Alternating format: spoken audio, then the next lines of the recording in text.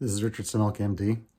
Actually, I had intended to wait a little bit longer before starting in on what I would call extreme partisanship of judges. But I realized then in my earlier presentation, when I presented the overview, that I had mentioned erroneously that they said there was no whistleblowing. What they said was that there was no retaliation. So, one of the world authorities in radiology with a spotless HR record describes two of each one individually, maybe the worst medical misconducts in modern US history.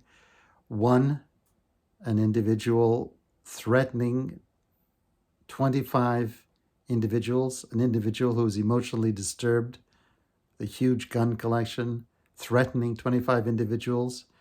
I brought it up to the higher levels in the university. I didn't go public with it. I wanted to prevent the death of 25 individuals. And the other thing, reporting on someone allowed to operate drunk for 2 decades on individuals, resulting in probably the death of 100 people, operating drunk on 5,000 to 10,000. I then get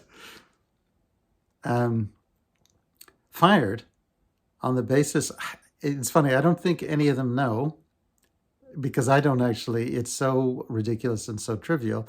It would actually take 10 minutes, and I don't want to waste the time now. So it was a ridiculous, trivial, obvious, false charge. So this is about extreme partisanship. Now, many have been calling this corruption. I think it's too broad a term. What it is extreme partisanship. And it's interesting, the timing, because this is the time that we're all seeing on the news, Trump's cases, where we have a couple of judges in New York, and we're thinking, even if you're not a fan of Trump, somebody is getting 90 some odd million dollars because, well, probably he raped her, but for saying bad things about her to restore her reputation, really? And then, again, not an expert on real estate law, but somebody having to pay $500 million and there was no victim. I mean, I reported on people who were 100 victims. And what did I get? Oh, yes, nothing. You could understand how someone could think these are very prejudiced judges.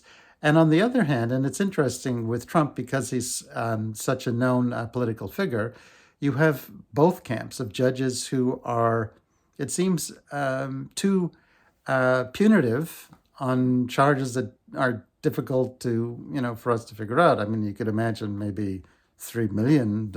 Yeah, that seems reasonable, but 90 million and 500 million.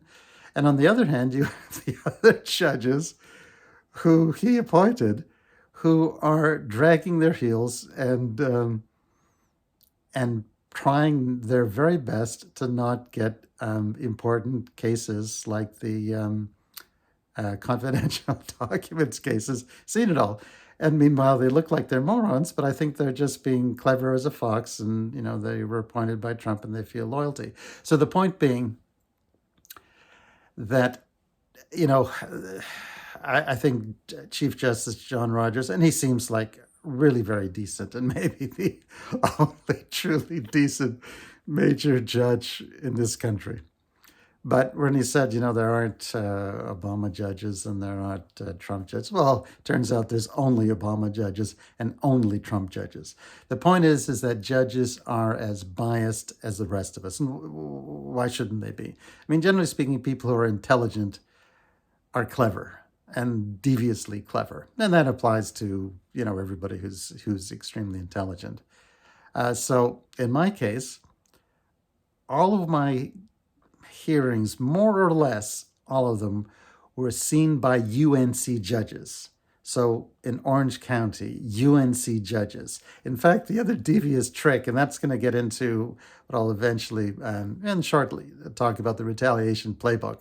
If it wasn't a UNC judge, UNC and their accomplices, almost like, Saruman and Sauron, their accomplices in the Attorney General's office. If it wasn't a UNC judge, they'd say, well, we're not ready to present. So they'd wait for a UNC judge. The Court of Appeals, it was a UNC judge who read and rendered the opinion. And in the Supreme Court of North Carolina, 4 of the 8 are UNC judges. So when I say UNC, I mean that they graduated from UNC. So that is sort of not recognized enough, that people who have a intrinsic bias, because the other thing about state judges is that they are elected positions. Well, who has the most money in the state? Well, that'll be UNC. And whose campaigns are they going to fund?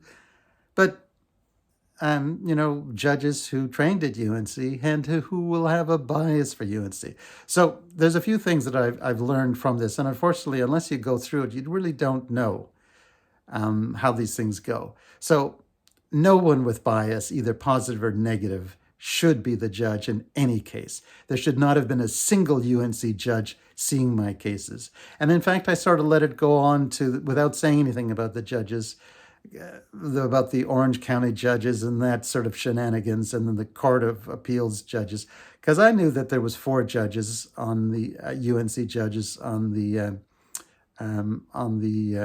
North Carolina Supreme Court, but I didn't want to show that. I didn't want to influence it. So, I haven't taken the approach that Trump has of attacking the judges. I actually said very little, and I've never used any of their names. Now, that may change with time, and I still won't, because I don't actually want them to be harassed, even though they've shown extreme partisanship. And when I use the term extreme partisanship, basically that means that the truth doesn't matter. I don't think they looked at my case at all. I don't think they looked at my presentation at my faculty hearing. I'm certain they didn't. I mean, it was so obvious that everything I did was appropriate and what an honest person with courage would do. And it's clear that none of the judges looked at that. And they clearly could not have looked at any of the court proceedings at all either, because everything was so clear-cut. It could not possibly be worse retaliation, and it could not have been worse medical misconduct that was performed. And yet they came up with no retaliation, if you can imagine it. So also, what I'm illustrating here is that you have to see the dark humor in these things. Otherwise, you drive yourself crazy. Because the things also that I've never said before, I spent over $400,000 in legal fees. So that's 2 full years of salary for a university professor. And that means everything. That's all the money earned in 2 years went to this case for 2 reasons. Because it was so obviously a lie, and I wanted to restore my reputation, and I wanted to get shown what kind of people these people are. And they're not everybody, and I want to stress, these are very few people. Unfortunately, they happen to be in leadership positions. And the point is that the UNC judges not only had the UNC thing going, and UNC no doubt funded their election campaigns, but a lot of their buddies, because my case not only goes after like senior crooks in the School of Medicine, it also brings in the Board of Trustees and the Board of Governors, because they saw my case. I wrote in great detail.